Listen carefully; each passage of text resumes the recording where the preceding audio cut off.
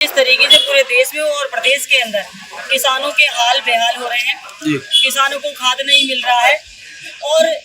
बिजली का भी अभी मुद्दा शुरू होगा, क्योंकि अभी ही सर्दी शुरू हुई है और बिजली के लिए भी किसानों को परेशान होना पड़ेगा कि जब भी किसानों को खाद की आवश्यकता होती है, बीज की आवश्यकता होती है, अन्य चीजों की आवश्यकता होती है, तो किसान को क्यों जूझना पड़ता है। इस अन्नदाता को क्या करना पड़ेगा ताकि सरकार इनके लिए नई चीजें लेकर आए और इनको सुविधाएं दे। खाद के लिए सुबह से शाम तक किसान लाइन में लगा रहता है, भूखा प्यासा, और शाम को जब घर लौटेगा तो भी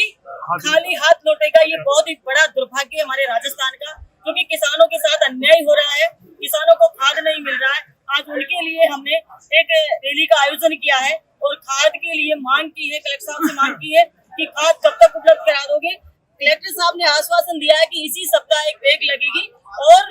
ये भी जानकारी मिली है डिपार्टमेंट से और कलेक्टर साहब से कि खाद के वितरण में और डिमांड में बहुत ही बड़ा अंतर है, जो कि वो इतना जल्दी पूर्ति नहीं हो पाएगी। और इसके अलावा जो आ रहा है उसको भी कालाबाजारी है जो डीलर लोग कर रहे हैं,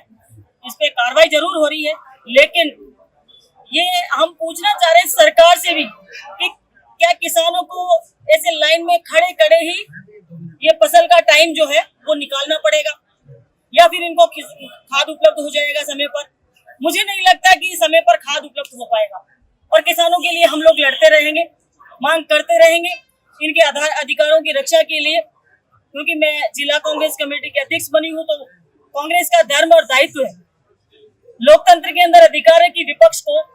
जनता के मुद्दों को उठाना चाहिए और लड़ना चाहिए। वो ही हम धर्म निभा रहे हैं। और आज इसी संबंध में हम लोगों ने मिलकर, हमारे प्रभारी जी यहाँ पर आए हैं, पुष्पेंद्र भाई भारद्वाज जी, हमारे पूर्व मंत्री जी अशोक जी बैरवा साहब हैं, हमारे प्रमुख साहब, सभी हमारे जिले के नेता यहाँ पर आए हैं, और इस लड़ाई को हम पीछे नहीं हटेंगे और किसानों के लिए